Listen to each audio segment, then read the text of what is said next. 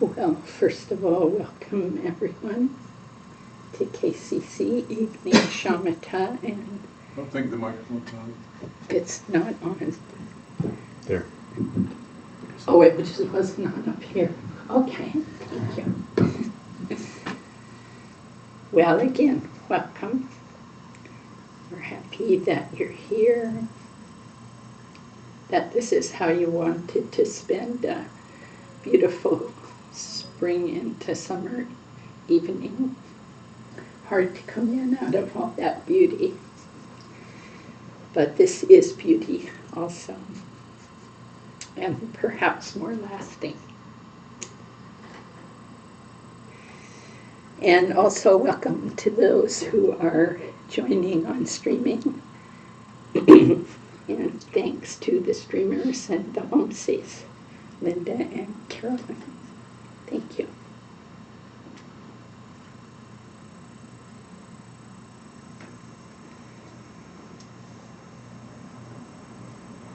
So when we practice here and pretty much anywhere, we seem to repeat prayers over and over. Maybe some of you have said this Refuge Bodhicitta prayer many, many times, hopefully. And sometimes these things can become almost meaningless or very rote and routine for us. So I thought we will start with our recitation, our usual one, and as you do this 3 times, really pin your attention to each word as it goes by, not holding on to it, but seeing what the meaning is as the words unfold. And then I'll say a few things afterwards about it.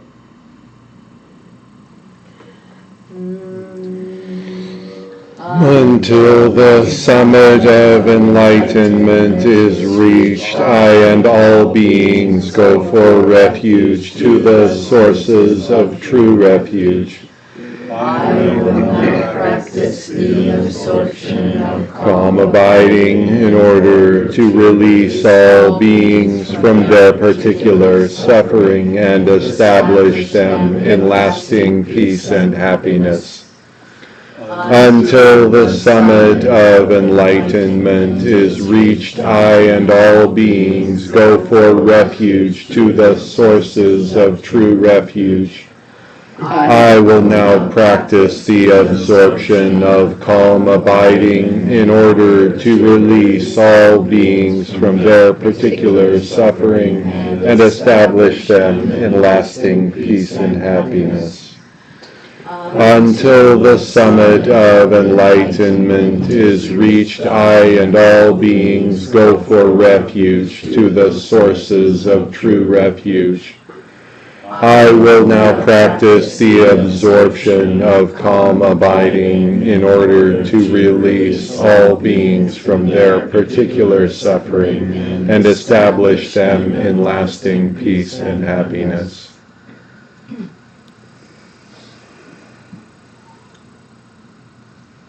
So when we think about this, we might simply say, wow, that's a mouthful. That is huge. So we start with this first phrase, until the summit of enlightenment is reached. Well, that's pretty packed right there. So there is some sense that there is a state of enlightenment and that we can reach it. Otherwise, there's no reason to say this. And when I look at that phrase, I think of confidence. Confidence in what?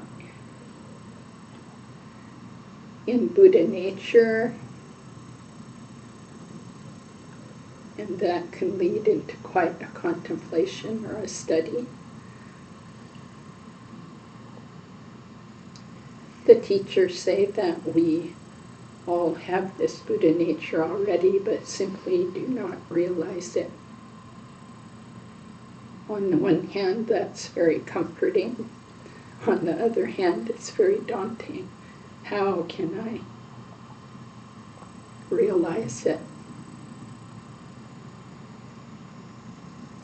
So just in this first phrase, we almost have the second of the Four Noble Truths, the path and nirvana, right there. And very quickly, this prayer goes beyond the separate sense of I, which of course is a delusion, because immediately it invites all sentient beings. Many refuge prayers do stick with the I, and that's fine. I go for refuge. But right away here it says, I and all beings. And right there we open to the immeasurable, to the vast. What in the world could that mean? All beings. One of the phrases that the teachings have is uncountable, which is a truth about it. We can't even count all the animals in the world. And I doubt that we're totally accurate about the number of humans either. And then you think of insects. But we are opening our minds toward that unlimited view. Even though we can't quantify it, we can barely imagine it. We are inviting and acknowledging that unlimited view. And then we say, I and all beings go for refuge. Refuge is exactly what it means. We're in a dangerous situation. Beings in dangerous situations need refuge. What's the danger? It's our own deluded mind. Our habits, our afflictions, obstructions.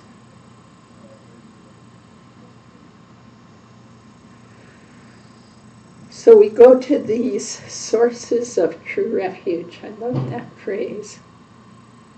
What makes them true?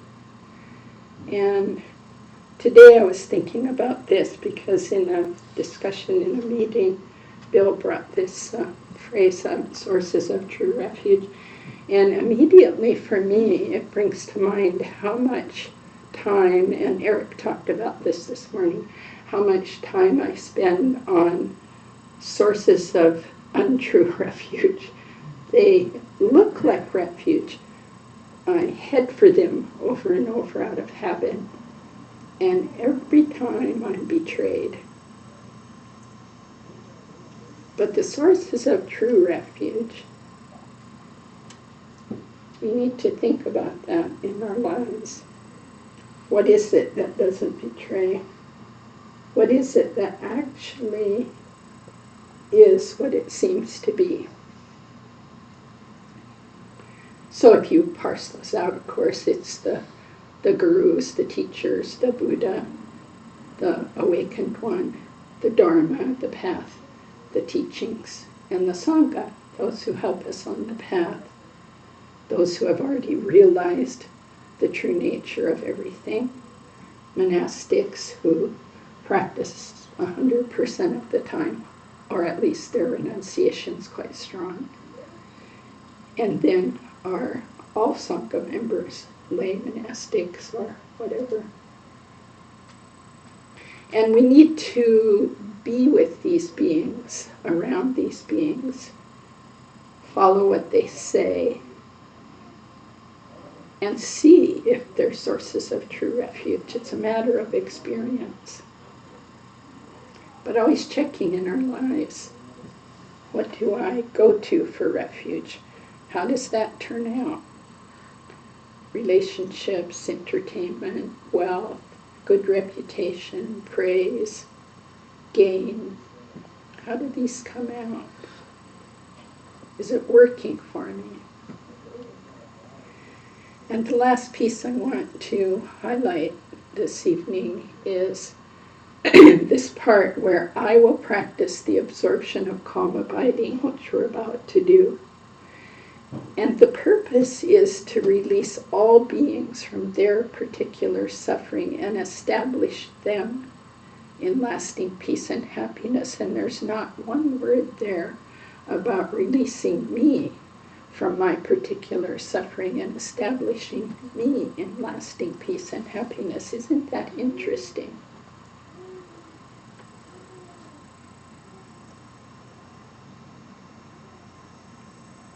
I'm going to do this to release all beings, that means other beings, from their particular suffering.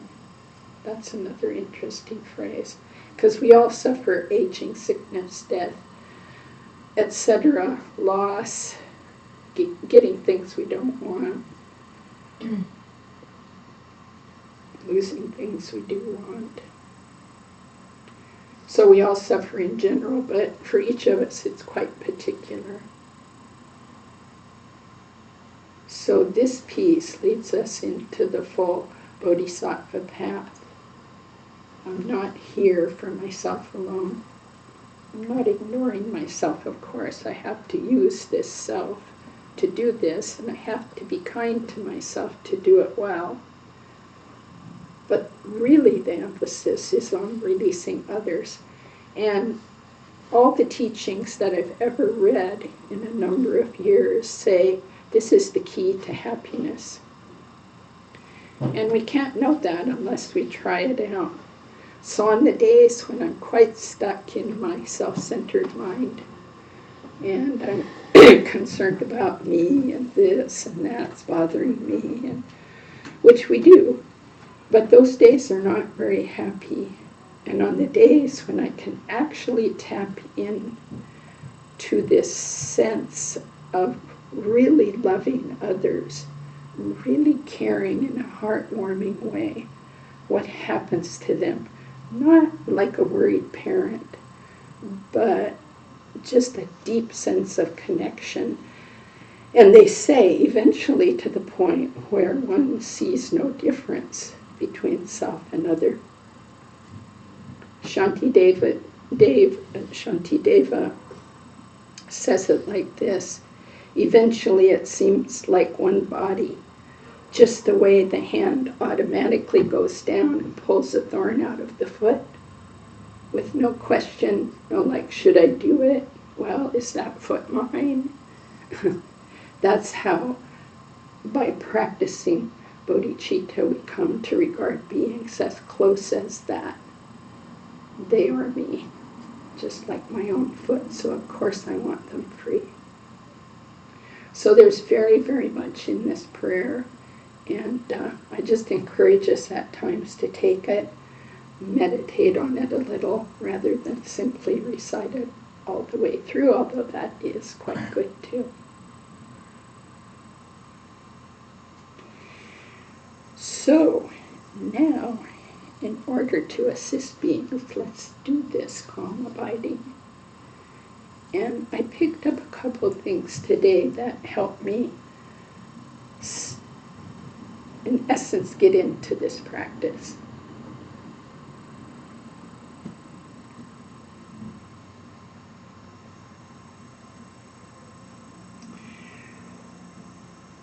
So here's one part from an author that's out of Shenpen Osel magazine. There has to be a willingness to let go of one's thoughts and emotions during the calm abiding they're referring to. A willingness to not get involved, to not perpetuate, to not make a big deal out of whatever particular psychodrama, worry, anxiety, or earth-transforming plans our minds happen to be featuring in any particular moment. Be willing constantly to let go and return to the object. That object, of course, is most often the breath, but you can use whatever object you're used to using. To do this, it is necessary to see our confusion, hopes, and fears for the illusion that they are. They are thoughts. They are not real. The power over us that they seem to exercise comes completely from the reality that we unthinkingly give to them.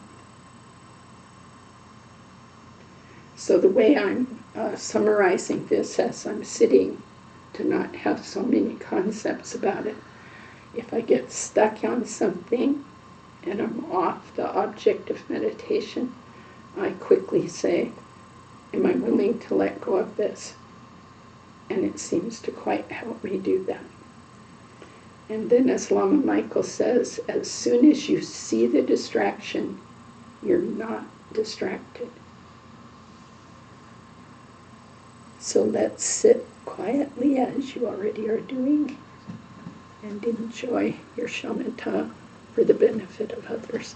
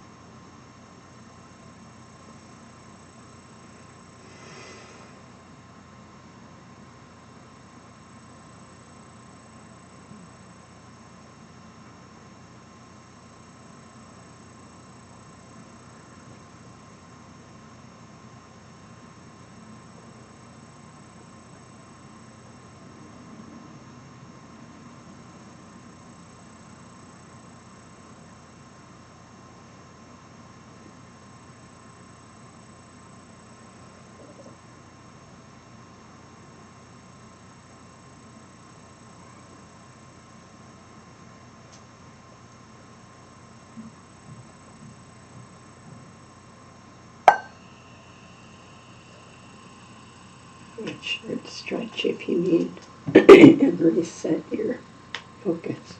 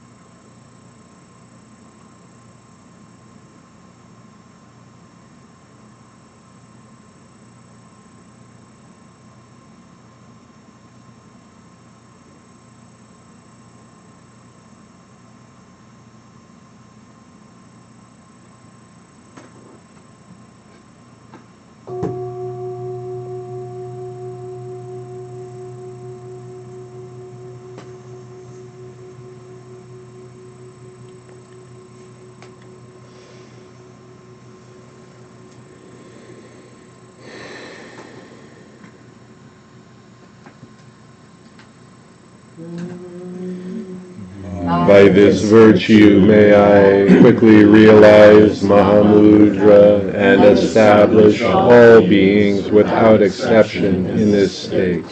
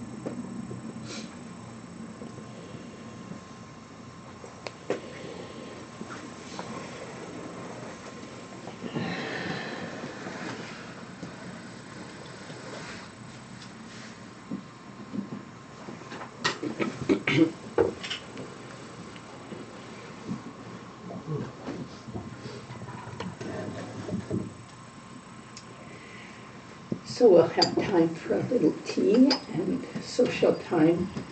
We have some announcements before that. I think the first one would be this coming Wednesday, which is very soon. Lama Drupkyu will be here with us here at 7 o'clock.